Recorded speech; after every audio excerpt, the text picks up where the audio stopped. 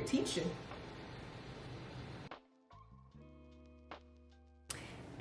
Hello, coming at y'all with a bonus video this week. I never do Friday videos unless I'm like behind. This is a planned Friday video though, and this is gonna be my bi-weekly paycheck routine. My mama told me to make this video, y'all. Nah, I'm playing. I mean, my mom did tell me to make it, but some other people were interested in seeing in action how I do my budget, and I feel like there's been a couple of updates since the last budgeting video I made, and I'll put the cards up there or something. But I'm gonna walk y'all through step by step how I actually plan out my expenses, how I divvy up my money, or give you ideas of ways that you can divvy up your money. I will have a link to the budget tracker that I use in the description below. If you follow me on Instagram, y'all already know I did like a free giveaway of the budget tracker for like 5 hours. The first people that messaged me, I was like, here y'all go. Hopefully they're using it. If you got that, you need to watch this video so you can know how to use it. All that you're gonna need is your laptop. I keep a notepad or a note on my phone just for like any extra numbers that I might need to sort out. If you want to have your cards on deck, you can keep those too. I have mine pretty like well labeled, so I don't really need to look at them because I know what's going on, what's going in, what's going out. And then of course, you're gonna need your phone because we're doing this all digital. I use a zero-based budgeting system, the zero-based budgeting method, in combination with the envelope method. But my little twist that I do on it is that all my envelopes are digital, and I keep all of my variable expenses on a separate debit card, but I still go through and I like track what I'm spending and things like that. With that said, let's get straight into it. So what I have on this first screen is all of my bills and my subscriptions. I do have them actually by the date that they are due in the planner, just so that I can like look at that and easily pick that out. At first I had it all mixed up. I just literally had a list of bills, but I find this way to be easier so that I can just go in and grab it. And this is important to me because like literally the Friday that I get paid, I do not spend money until I do this budget. Like, I'm not playing, because you don't want any like, oh, I thought I had such a thing. No, do your budget before you spend any money, okay? So I go ahead and I look at my bills and my subscriptions, the amount, and then I have the months that I am paying them and what they are. I haven't really filled in that part lately or yet because so far my bills aren't changing. That gym one, it might get added. I need to get a new gym membership. I canceled my old one obviously because I moved. Then I have my savings, and I have like the long-term savings that I want to start, and the starting amount that's in them and the ending amount that's in them, along with the months in each year and the total that I'll have at the end of the year. And with that as well, I have my sinking funds. So your sinking funds are like a combination of short-term and long-term envelopes. These are not envelopes that I would like dig into on the daily, but they are things that I might want to save for, but it's like I don't have a set end time or end goal that I have in mind when saving for them, and this money can be pulled out at any moment. So I feel like some people get confused by that because they're like, well, is it a long-term savings goal? And like y'all can see, I have a car sinking fund right here. And in my sinking fund right now, I'll probably have like $24 something there. But that $24, if I had to go and get an oil change or go and put some money on a tire, I would use that money today to pay for that. So this does not have, it's like a savings without any set date or expiration or even a specific end game that you want to have on it. And then I have my debt tracker. I have student loans. I'm not paying them, so we can just skip on over that. And then I have my credit cards. And when I was working in London, that money was untaxed. And of course, the IRS is not gonna let you get away with that. So I have to pay the IRS monthly, like a standard amount, until I pay all that off. It's frustrating, but it's realistic for some people. That's why I'm sharing this.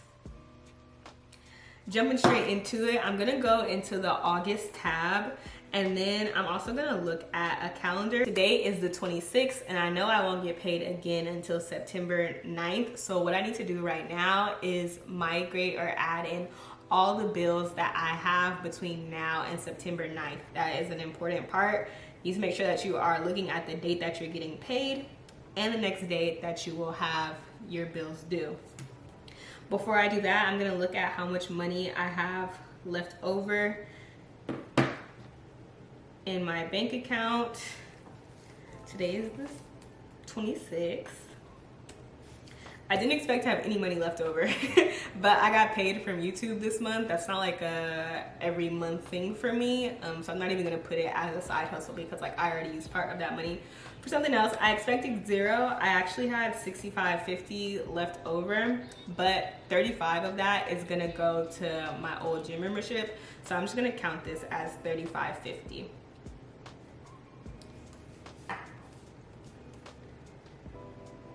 And then I have this set up as paycheck 1 and paycheck 2 if you want to do it like that, but to be honest, I just like erase everything and go in there and do what I gotta do for each month, because I feel like having both of your paychecks there can get kind of confusing. I'm just going in my Chase app right now.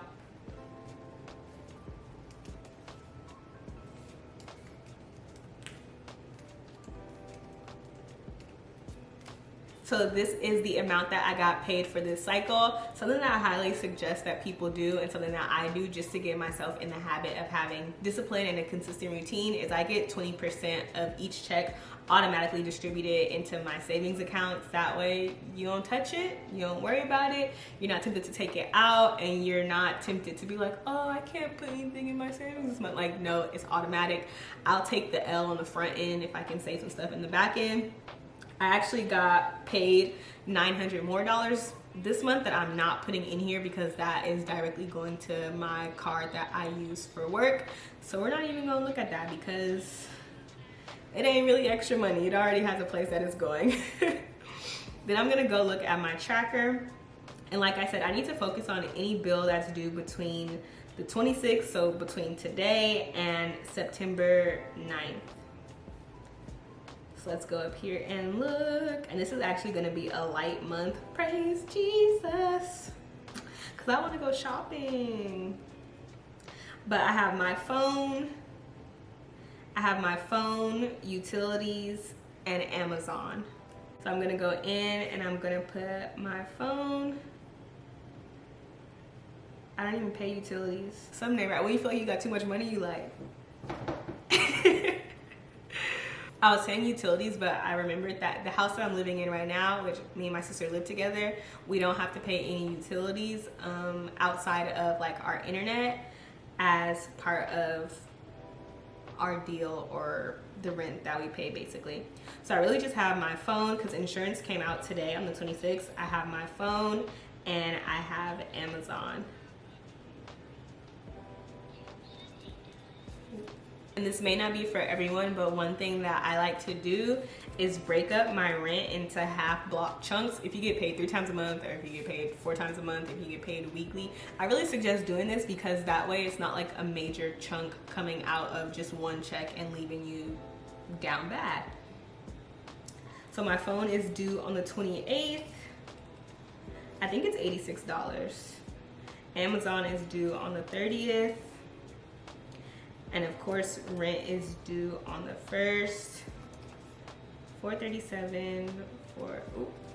And it is okay to double check your math. I'm not the best person at math, so I like to make sure that I double check. For all of these bills here, I know that there's not gonna be any variance in them. If I did have my utilities, usually I'll put it at like, let's say $90, because I know that typically I'm not gonna be over $90, but there's a good chance that I'm gonna be near $90. So if you have a bill or some bills that have more of a variance in them and not really a set amount, this is where you would use that actual space. I still use the actual space, but I just drag this over. But if I had a phone bill to pay or if I had a utility bill to pay and let's say I thought, or I assumed it was gonna be 90, but it was actually 75, this would give you a difference in numbers so you would know how much you need to actually budget. So I'm gonna go ahead and move all of this over. And as you can see up here, I have my monthly income summary, the expected and the actual. Down here, you have the amount of money that you need to keep inside your bank account. So you need to never let your account go under $537. and then the amount that you're going to transfer out and use for your variable expenses. So this month I have $777.84 to use towards my variable expenses. 77777, lucky numbers, okay? Up here I have more of my budget summary, and that will fill in as we go along. Right here I have my variable expense summary, and this is going to be different for each person. Your variable expenses are your things that you pay for that don't typically have a set amount. You might go over it or you might go under it, but it's not like a bill where it's due on any specific day. And you can put as much money towards these variable expenses as you want to or need to. For right now, how much money should we do for gas? Gas been gassing lately, so I'm gonna just do like 30 bucks. Because I don't really go places that often. I work from home and all of that. For groceries, I'm gonna say 150. That's kind of a lot for 2 weeks, but don't judge me, guys. I like to spend money on my groceries.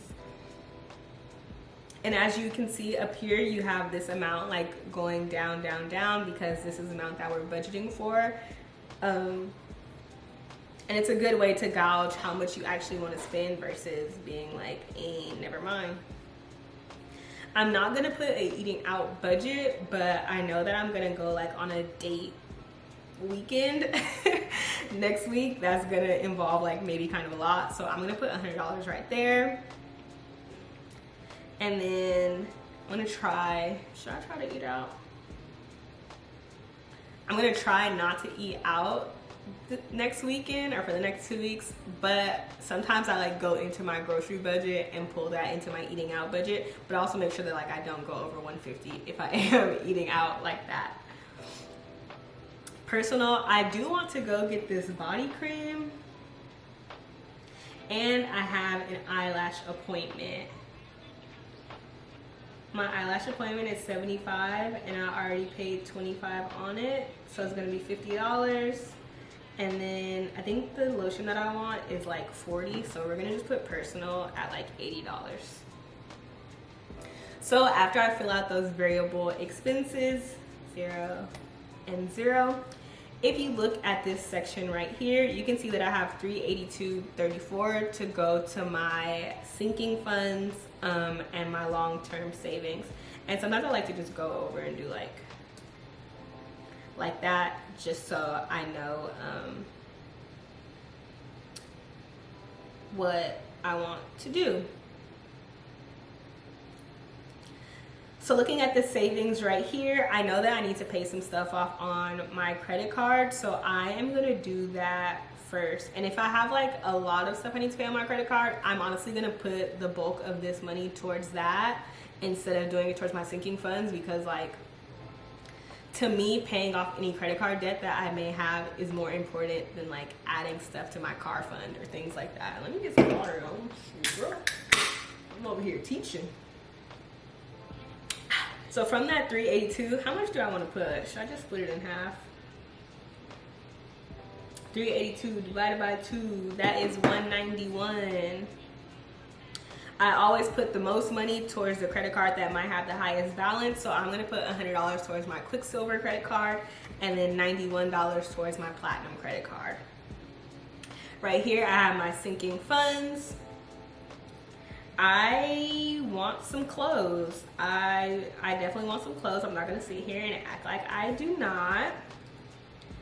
So I am going to take, how much should we put? How much should we put? Let's just say 50. And I keep my phone calculator on deck like as I'm going through this. But I'm gonna say 50. And we're gonna keep that there because I know I'm not gonna go into my shopping yet because I don't necessarily wanna shop yet. That brings us to 141. Then I'm gonna go into, let's do Christmas because I need to show my family some love. I need to show my family some love. I'm gonna just push that whole 41 over there. That leaves us with 100. Car, I'm gonna say like 25. That's gonna leave us with 75.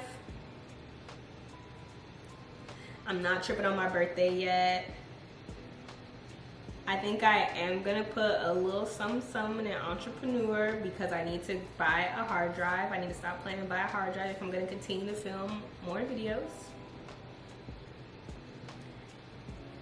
And then medical, we're gonna put 25 in here.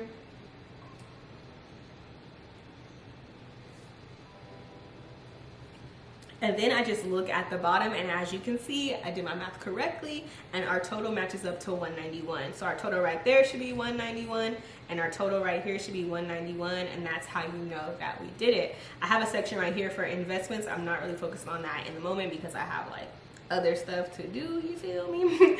But if you are focused on that, you can also put the money that you are making towards your investments right here. And I know this can seem intimidating, or like, there has literally been moments, weeks, pay periods, times where I was like in between jobs and all that, where I only had money for the variable expenses, and it wasn't looking like $150 towards groceries.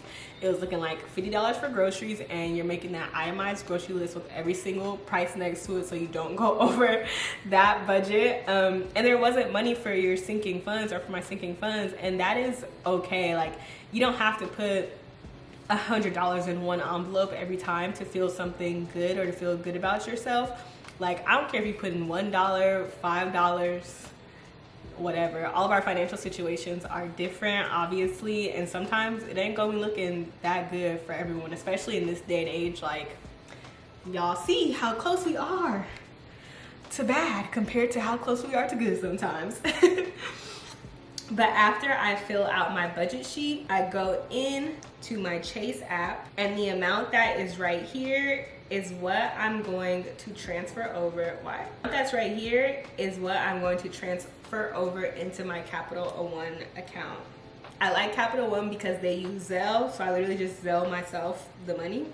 And another thing is, don't be afraid if your account is hitting zero, like your bill paying account, because that is literally the point. That's what zero-based budgeting is all about. If you hit zero, that means that you're doing it correctly. If you're going into the negatives, that means that you're doing it incorrectly, and you need to figure out where your math is wrong or where you need to adjust your budget at. So I'm sending the money to myself on Capital One. Then once I get that money in Capital One, and once the money is there, I start to divide it amongst my envelopes. So I know that I'm gonna transfer 50 to shopping. I have this as clothing though on here. And then staying inside the Capital One account, using this checking account, I'm gonna pay my credit card. After transferring all of your money to your different envelopes and paying your credit cards, then you will be left with the total of your variable expenses right here. For some people, and they're like, I don't know how much I should put towards my envelopes, or I don't know how to do that. To be honest, I do it randomly. Like, y'all saw me going in there like, how much should I put? Hey, how much should I put? But another way that you can do it, and if you have a more identifiable goal, like let's say I'm saving for Christmas. Christmas is in how many weeks? 1, 2, 3, 4, 5, 6, 7, 8, 9, 10, 11, 12, 13, 14, 15. Let's say you want to have your Christmas gifts done by the 17th, so that's 15 weeks, but I get paid bi-weekly, of course, so I'm going to divide 15 by 2. That is 7.5 weeks. And let's say I want to save, how much y'all be spending on your family? Last time I did 500, y'all, it was been a little rough this year. Okay, let's say 300 divided by 7.5, that would be $40 each check. And like, see how simple that was, and how you're like, oh dang, I only gotta save $40 each check to get to $300 by Christmas. Like, that's pretty good. That is one way to do it. Again, if you have a goal that you like, I set on it, and you have a date planned out for it. For my long-term savings, I really use my current savings as an emergency fund, so I don't really put that in here because like, that's the emergency fund. That's the savings that I do not touch. versus these are the savings that I do touch. After I get all of my variable expenses and my savings slash envelopes sorted out the way, I go into this app on my phone called Simply Budget. I'll leave a link to the app in the description video, and I'll put up what it looks like on the video right now. But this is basically a way for you to use digital envelopes to track your spending and how you're doing. Dang, I already reset my envelopes, but I can show you how it works. So right now I'm saying that gas, I have a $30 budget. That's gonna stay the same. Groceries, $150, that's gonna stay the same. Personal, we're changing that to $80.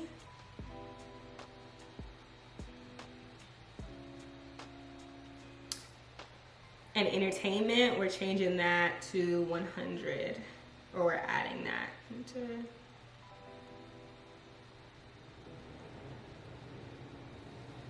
And this is not money that you have to spend. This is just to give yourself a cushion so that you know, one, how much you are spending if you do go over it. But two, you know, you're like, okay, I didn't really need to put 30 in gas if I'm only leaving the house a couple days a week. Or I didn't actually spend $100 on entertainment because my man paid for it all. But this is just to let you have a backup and you're never anywhere like, and you can't do without something. So after I go in there and edit my envelopes to what they are going to be this cycle, what I do when I go and make a purchase or do something, like let's say I go to Trader Joe's, I'm gonna go on here and press new item. And I just mark it as Trader Joe's or whatever I'm doing, let's say 827. Let's say I go today and I spend 50 bucks. I go in there and I put minus 50. I create that and it automatically updates with how much you have left to spend in that envelope. So this is a really good way or system of showing yourself how much you have left to spend on your debit card, or you can even do this in cash, I guess, also, without just swiping without a care in the world, okay? With all that being said, I hope that this short video helps someone who may have needed, anybody who is interested in getting started in budgeting, who maybe needed a reminder to do their budget this week or next week whenever you get paid, or someone who needs to just get themselves back on track and focus a little bit more. If y'all are interested in seeing more of this, or maybe a bi-weekly paycheck routine, holla at your girl. Let me know in the comments below if you find this information valuable and if it motivates you to just, you know, get on your own budget. Do we need to have like a budgeting group or something where I send reminders? We're thinking about it. Anyways, thank y'all so much for watching, and I'll catch y'all in the next video. Peace.